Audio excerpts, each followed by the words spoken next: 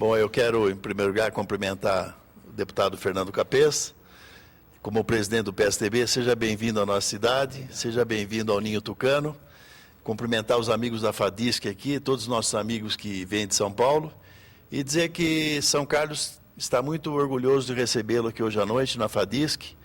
Você deverá trazer uma mensagem de otimismo pela liderança que você representa junto aos jovens, junto aos advogados, junto a todo esse pessoal da polícia, junto ao pessoal da justiça, pelo trabalho que você tem realizado já, que é o motivo da nossa admiração. Então, fiquei muito surpreso em recebê-lo aqui, saber que você era o deputado que visitava o Armazém de Maria da Alice aqui. Então, eu quero reiterar que São Carlos está de portas abertas para recebê-lo, para ouvir suas propostas, e o PSDB o acolhe aqui com o maior prazer e o maior carinho. Seja bem-vindo. Muito obrigado, é uma honra muito grande. E vim conhecer esse estabelecimento que a sua esposa, com muito capricho, bom gosto, esmero, cuida. Fomos recepcionados com um café maravilhoso. E eu é que tenho uma honra muito grande de vir a São Carlos e estar aqui no seu estabelecimento e conversando com o presidente regional do meu partido, PSDB, que fez uma campanha belíssima para prefeito. Faltou um pouquinho mais, infelizmente, mas tenho certeza que na próxima, São Carlos merece ter você administrando a cidade. Obrigado por estar nos recebendo aqui. Eu desejo boa sorte, que você realize todos os seus sonhos e continue sendo essa pessoa brilhante, magnífica, como você tem sido exemplo para tantos jovens do nosso país, do nosso estado. Amém. Parabéns. Eu acho que essa introdução ficou bem legal. Se você já quiser chegar direto, falar a respeito da visita dele como coordenador do curso, que, né, sobre o tema que vai ser abordado. Já né? dá um outro enfoque agora. Dá bem boas-vindas agora o do... Depois a gente finaliza voltando na política. Bom, então vamos lá. Né? Olhando para cá, olhando para lá. Eu quero agradecer a presença do deputado Capês, né, que veio a brilhantar a nossa egrégia instituição de direito, as Faculdades Integradas de São Carlos, com o seu notável conhecimento jurídico, né? O deputado Capês, ele é uma expressão notória dentro da nossa sociedade jurídica, doutrinador, escritor de várias obras de notável conhecimento e que veio agregar valor para a nossa cidade, para a nossa comunidade jurídica, né? Um verdadeiro ídolo entre os alunos, deputado Capês, né? E até mesmo para nós que já militamos há muito tempo na área, né? Temos como fonte inspiradora do direito, né? Afinal de contas, o direito ele é composto por leis, doutrinas, jurisprudência e usos e costumes. E a jurisprudência como fonte de direito, não é o que tem o deputado trazido para para a nossa carreira jurídica como fonte inspiradora do direito, né? O intérprete da lei da mais alta qualidade, do mais alto gabarito, que veio para a nossa cidade, né? Engrandecer o nosso evento, a Semana Jurídica da FADISC. E eu agradeço a presença do deputado Capês na nossa egrégia instituição, a FADISC, as Faculdades Integradas de São Carlos. Obrigado, deputado Capês. Bom, professor Weber, muito obrigado. É a terceira vez que eu venho aqui fazer palestra. Já abordamos temas relevantes de direito penal. Eu vou tratar agora sobre todas essas reformas recentes da instituição do júri popular. Eu recentemente escrevi um artigo no jornal Carta Forense defendendo a instituição do júri e interagir, rever os alunos da FADISC, que é uma instituição de ensino séria, que não está preocupada em fazer do ensino um comércio, mas uma fonte de contribuição ao nosso país, de desenvolvimento das futuras gerações. Eu me sinto realmente extremamente distinguido de estar aqui mais uma vez. Eu costumo dizer, eu digo ao nosso diretor, professor Fábio, que eu me considero um professor da FADISC. Tantas e quantas as vezes eu vier a ser convidado, receberei como uma honrosa convocação, porque é muito bom conversar com alunos inteligentes, bem preparados e que têm grandes professores como os alunos aqui da FADISC. Boa noite a todos. Eu congratulo a ilustre presença do deputado Capês na nossa instituição e digo de antemão que sem a sua presença, sem a sua contribuição, que seriam de nós, acadêmicos, professores e operadores do direito, por sua imensa relevância em contribuir socialmente e principalmente para a emancipação do cidadão brasileiro. Agradeço desde já a sua presença e espero colher bons frutos na sua inusitada palestra. Muito obrigado. Professor Fábio, além de um brilhante professor e diretor, é um afeiçoado, um apaixonado pela aviação. E para gostar da aviação, você tem que ter duas qualidades.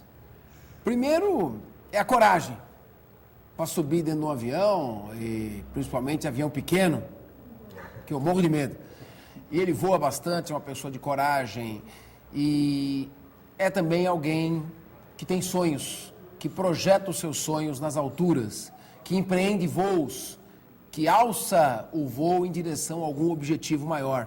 E é assim que ele veio e continua a grande obra do seu pai, e eu me sinto aqui realmente, vou repetir, na obrigação de me considerar um aluno e um professor dessa querida FADISC. Conte sempre comigo, onde eu estiver, enquanto eu estiver na política ou fora da política, como deputado estadual, como professor, como procurador de justiça, eu quero sempre contribuir para o aprimoramento do ensino jurídico nessa respeitabilíssima instituição de ensino. Obrigado por estar nos recebendo aqui, Fábio. Muito obrigado. Deputado Fernando Capês, é uma honra e uma alegria recepcioná-los hoje no nosso dia de abertura de tão esperado evento pela comunidade discente das Faculdades Integradas de São Carlos, que é a Semana Jurídica. Nosso muito obrigado e estamos honrados com a vossa presença. Ao nosso amigo Paulo Altomani, sempre é um prazer revê-lo, né? Amigo de longa data. Realmente temos a agradecer o senhor ceder esse espaço hoje para nós recepcionarmos com esse brilhante café a brilhante pessoa do deputado Fernando Capês. Professor Weber, nosso coordenador de curso, professor Fábio, nosso diretor acadêmico, boa noite. O propósito da visita do deputado Fernando Capês na cidade de São Carlos hoje, além de prestigiar a nossa cidade, mostrar que ela é realmente relevante no interior do estado de São Paulo, também é falar a respeito das questões relativas ao Tribunal do Júri. Recentemente houve uma alteração legislativa que culminou numa forma de procedimento de júri um tanto quanto mais abreviada. E talvez, essas perplexidades que derivam dessa alteração legislativa, com certeza será sanada por essa brilhante pessoa, brilhante doutrinador, que é o deputado Fernando Capês. Hoje, o deputado Fernando Capês é uma referência doutrinária para a operação do direito no sentido estrito da palavra. Eu já me deparei por mais de uma vez julgados do Supremo Tribunal Federal colacionando, usando como fundamento lições da lavra do deputado Fernando Capês, só para demonstrar a dimensão e o reconhecimento da ciência que ele realiza diuturnamente. Professor, deputado, é comum em outras culturas causas cíveis e criminais serem de competência para os seus julgamentos da atuação dos membros da sociedade. Isso é muito visto em filmes, inclusive filmes americanos, tem aquela tradição das pessoas serem julgadas pelos seus pares. Aqui no Brasil, nós sabemos da existência da instituição do Tribunal do Júri, onde o fato não é julgado por um juiz togado, e sim por membros da sociedade. Que tipos de causas aqui no Brasil são de competência do Tribunal do Júri? Bem, de acordo com a Constituição Federal, no mínimo devem ser julgados pelo Tribunal do Júri o homicídio doloso, que a gente conhece pelo assassinato, né? Matar alguém intencionalmente, a instigação, o induzimento, o auxílio ao suicídio, ou seja, você dar a ideia ou ajudar alguém a se matar, o infanticídio, que é a mãe que mata o próprio filho durante o parto ou logo após, perturbada pelo estado puerperal, e o aborto doloso, ou seja, a morte, a cessação da vida intrauterina, matar o feto, portanto, ser feito pela própria mãe ou por terceiro. Então, homicídio doloso, instigação, induzimento, auxílio ao suicídio, infanticídio e aborto. No mínimo, esses crimes. Isso é o que a Constituição determinou, mas nada impede que o legislador invente ou traga outras hipóteses. Pode trazer os crimes contra o colarinho branco, pode trazer causas cíveis, delitos de imprensa, como foi na sua origem o júri. Então, nada impede que o legislador infraconstitucional, usando da sua imaginação, traga novas hipóteses. A Constituição assegurou o mínimo. Muito bem.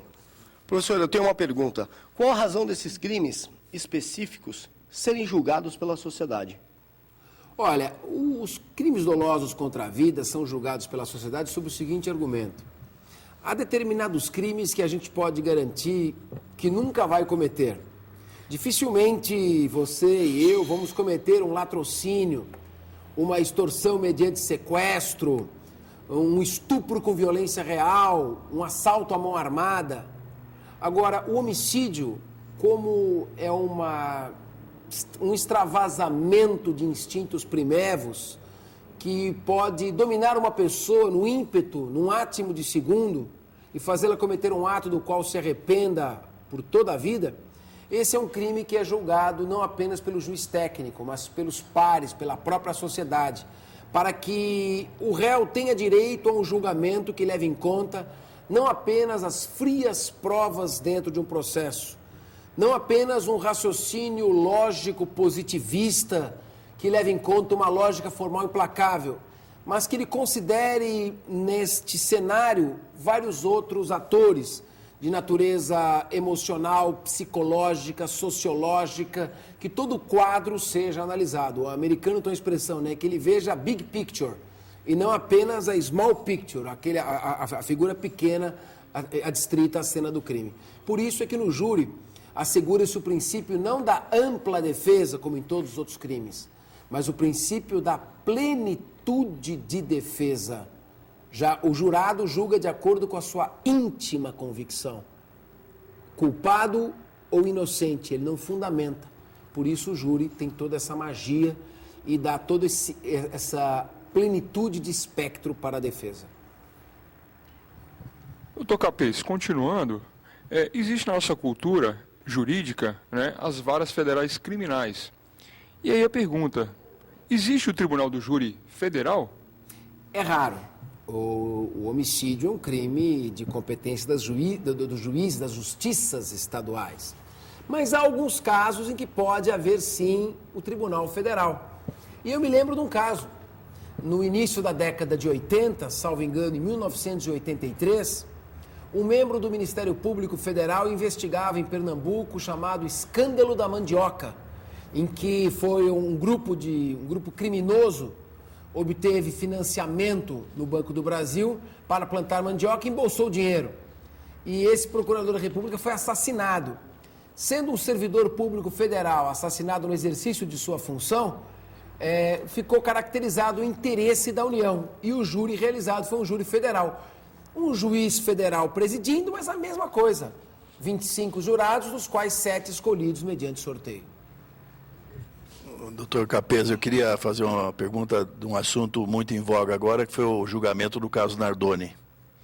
Eu queria saber o seguinte, se a mídia tem realmente poder de influenciar a cabeça dos jurados, e se, no seu sentimento, houve algum tipo de influência na cabeça do jurado e no advogado da defesa, que quase foi espancado ao deixar as portas do tribunal. Olha, no júri existe sim essa influência, a imprensa influencia os jurados, mas não mais do que o juiz togado. São seres humanos que são passíveis de sofrer esse tipo de influência. No caso do júri, nós temos o Instituto do Desaforamento, que é tirar o júri de um local e levar para outro. Inclusive aqui, eu fui promotor em Descalvado, Paulo. Isso há 21 anos atrás. E nessa época houve um crime horrendo aqui em São Carlos, praticado no município de Ibaté, em que um sujeito conhecido como Monstro de Ibaté sequestrou 3 menininhas, 9, 10 e 11 anos, 3 irmãs, as estuprou e matou. E eu era promotor substituto aqui, ia fazer o júri como substituto. E o tribunal determinou o desaforamento, a transferência do júri para São Paulo. 2 anos depois eu chego, 1 ano e meio depois eu chego a São Paulo como promotor titular. e a mim é distribuído esse júri. Então, você veja, houve uma comoção muito grande, mas com o desaforamento conseguiu-se aplacar isso. No caso da Isabela Nardoni, foi uma pressão da mídia. Então, se alastrou aquela revolta por todo o município, por todo o país, perdoe. Ocorre que, no momento do júri, quando estão 7 jurados, dependendo da maneira persuasiva com que a defesa analisa a prova, é possível, sim, se obter um decreto absolutório. E eu diria que não foi obtida absolvição, naquele caso, não foi pela mídia, mas foi por 2 motivos. Primeiro, a precisão da prova técnica produzida pelo Instituto de Criminalística e a qualidade do promotor. O advogado de defesa pegou, atualmente, o melhor promotor de júri do país. Então, realmente, esses 2 fatores é que impediram, não foi a mídia. Essa é um júri... A gente costuma dizer, quando a mídia faz muita pressão, a gente fala um júri perigoso. Todo mundo acha que vai condenar, mas a prova, às vezes, não diz tudo isso. Ok, obrigado. Professor, sem tomar muito o seu tempo, eu gostaria de saber, em cunho acadêmico mesmo, qual a diferença, processualmente falando, entre o julgamento pelo tribunal do júri e pelo juiz togado? E o rito do tribunal do júri é mais abrangente? Olha, no juiz togado, ele vai fazer uma análise circunscrita às provas. Por quê? Porque, embora ele tenha liberdade para decidir como ele bem entender, ele é obrigado a motivar, a fundamentar, a demonstrar a persuasão racional que o levou a chegar a determinada decisão.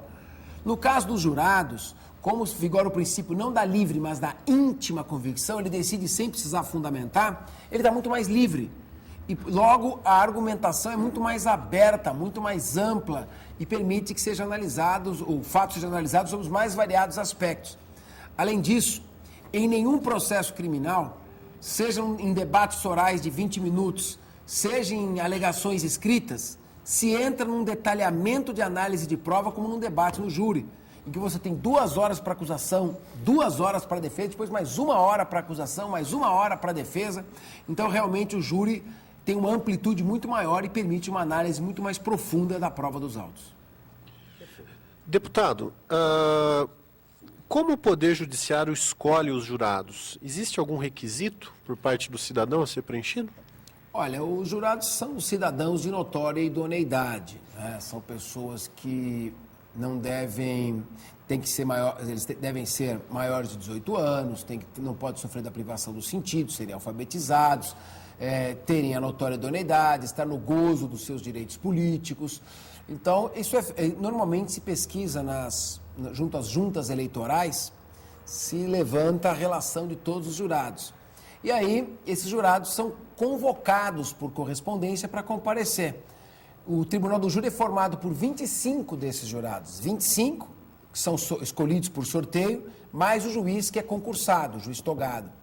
Na hora do júri, esses 25 são sorteados, sorteiam-se 7 e eles é que vão proferir o veredicto. É o conselho de sentença. São os 7 escolhidos dentre os 25 jurados. Deputado, uma vez escolhidos, convidados esses jurados, existe algum curso promovido pelo Tribunal de Justiça, pelo Ministério Público ou OAB, de modo a capacitar o jurado? E seria necessário algum tipo de esclarecimento? Olha, eu tenho medo desses cursos. Não tem curso, eu tenho medo. É melhor que não exista o curso, se deixe na espontaneidade para não profissionalizar o jurado. Houve um tempo no Tribunal da Capital que havia cursinho de jurados. E esse cursinho formatou a cabeça dos jurados a decidirem quase sempre de acordo com a acusação. Porque o promotor, se ele tem que pedir absolvição, ele pede. Se ele está pedindo a condenação, é porque é para ser condenado. Então aquilo vai direcionando a cabeça do jurado, é muito ruim. O ideal é que não se perca essa espontaneidade. Não é? Evidentemente, não se deve permitir que jurados inseguros ou que têm algum tipo de problema participem do júri, mas isso aí tem que ser fiscalizado. Mas fazer um cursinho, eu sou contra. O deputado, o projeto de lei Ficha Limpa já transitou pelo Senado, pela Câmara Federal e agora vai ser submetido à sanção do presidente Lula. O senhor acredita que nesse momento que nós estamos iniciando a campanha, um momento quente político, o presidente Lula sancionará favoravelmente a aprovação do Ficha Limpa ainda para essas eleições? Qual é a sua opinião? Eu espero que ele sancione, porque se durante um processo criminal vigora o princípio da presunção da inocência, a pessoa é presumida inocente até que seja considerada culpada, no caso do pleito político, a presunção deve ser o contrária. Ou seja, não pode restar nenhuma dúvida, nenhuma sombra de dúvida sobre aquele candidato que pretende ocupar uma função tão importante quanto a função pública.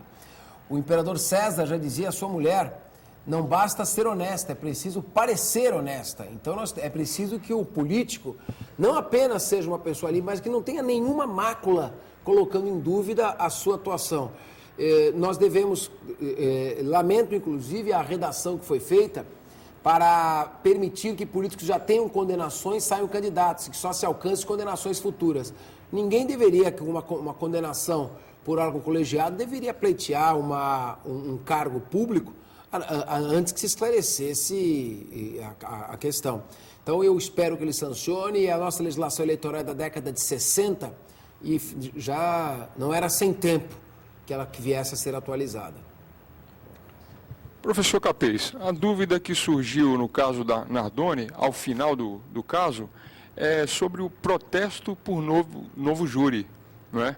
Inclusive ficou a polêmica dentro da mídia, dentro das faculdades de Direito, né? E eu gostaria que o professor comentasse essa questão. Olha, eu escrevi um artigo a respeito, inclusive em parceria com outro promotor, o Dr. Nadir de Campos Júnior, e a mãe da Isabela telefonou ao Dr. Nadir para agradecer o artigo que nós fizemos, sustentando o seguinte: o protesto por novo júri. O que é o protesto por novo júri? É o pedido de uma segunda chance. Todo réu condenado a 20 anos ou mais tinha direito a pedir um novo julgamento. Ainda que não houvesse nenhuma dúvida quanto à sua responsabilidade, pelo simples fato de pegar uma pena alta, automaticamente ele já tinha direito a um segundo julgamento. O que acontecia? Nenhum juiz aplicava a pena de 20 anos. No máximo aplicava 19 anos para não dar direito à segunda chance. Esse é um recurso vetusto da época do Código Criminal do Império, quando existia no Brasil pena de morte e as galés, que eram os trabalhos forçados. Tudo bem, o sujeito foi condenado à pena de morte, tem direito a pedir uma segunda chance. Agora a Constituição nossa proíbe a pena de morte. Então é um recurso que foi banido. A discussão que ficou é a seguinte: não existe mais protesto por novo júri. No entanto, na época em que os Nardoni mataram a filha e a enteada, esse recurso existia.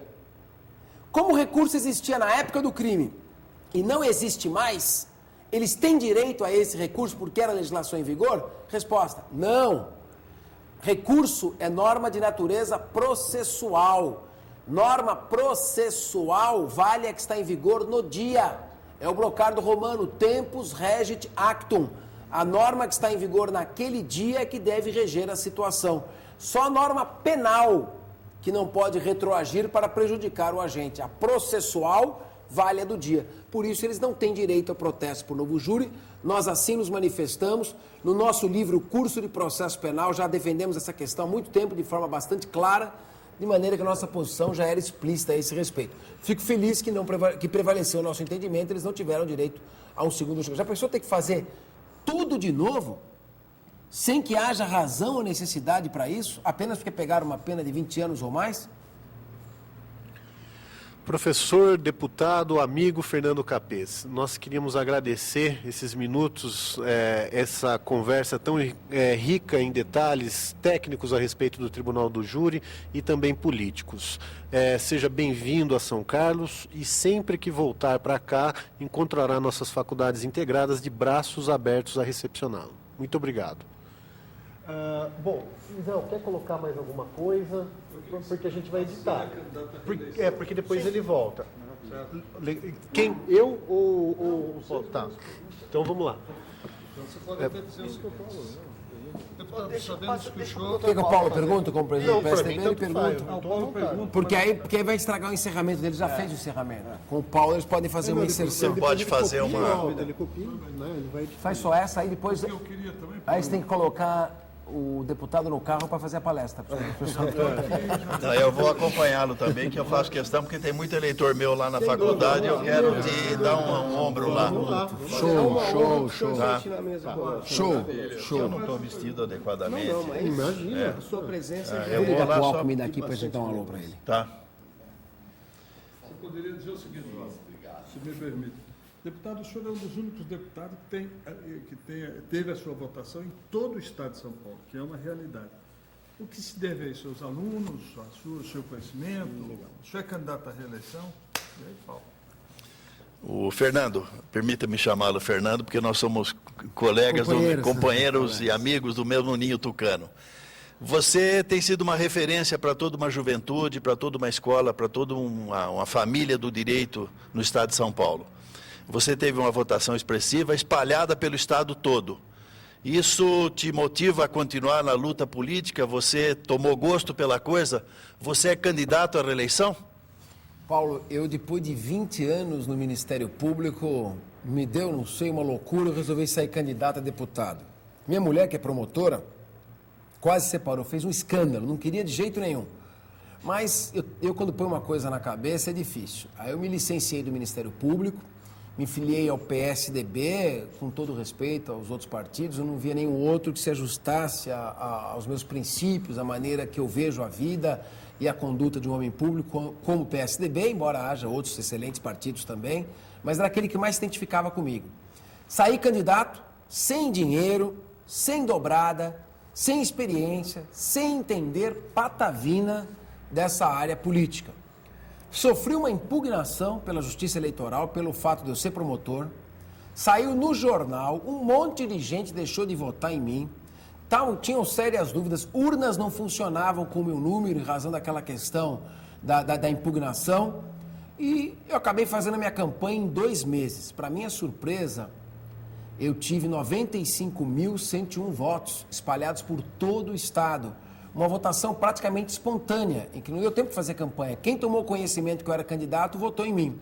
Isso me serviu de grande estímulo e eu abracei essa carreira política com muita vontade. Quem disser que político não trabalha, está generalizando. Eu acordo antes das 7 da manhã, todos os dias, e vou dormir depois da meia-noite. Não tenho sábado, não tenho domingo. Não teve um dia tranquilo desde que eu iniciei meu mandato, mas eu nunca fiquei tão satisfeito e feliz em minha vida, nem como promotor. Então, eu sou presidente da Comissão de Justiça, que é a comissão mais importante, fui reeleito para o 2º biênio e gostei tanto que eu sou pré-candidato à reeleição para deputado estadual por uma razão singela. Eu já tinha a condição de alçar um voo maior, ser candidato a deputado federal. Mas por que eu vou ficar na Assembleia Legislativa? Porque eu entendo que a Assembleia Legislativa pode produzir muito mais para a sociedade do que produziu.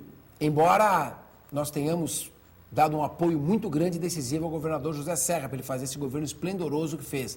Mas eu penso que a Assembleia pode produzir mais, pode ser um referencial para a sociedade muito maior e eu quero ficar lá pela... Não sei se a palavra é exagerada, mas eu não encontro outra nesse momento. Pelo amor que peguei pela casa e pela vontade de continuar mais um mandato trabalhando lá. Então, eu vou continuar como estadual. Eu queria dizer aos meus amigos São Carlos, aos meus eleitores, que o PSDB apoia o deputado Fernando Capês, respeitando as candidaturas do partido aqui na nossa cidade e na nossa região, mas o Fernando Capês é uma referência estadual. E assim sendo, nós queremos desejar boa sorte para você, que você encontre no estado de São Paulo, em São Carlos, as portas abertas para que você tenha sucesso na sua empreitada e a gente vê no seu semblante que você é uma pessoa do bem, é uma pessoa que busca o bem comum. Você não precisaria estar em São Carlos hoje, às 8 horas da noite, longe da sua família, para mim dos seus filhos, mas você está se dedicando aqui a uma causa comum, que é a busca política e a arte de fazer o bem para todos, a busca do bem comum. Parabéns e felicidades, boa sorte. Obrigado, Paulo. Mais alguma coisa?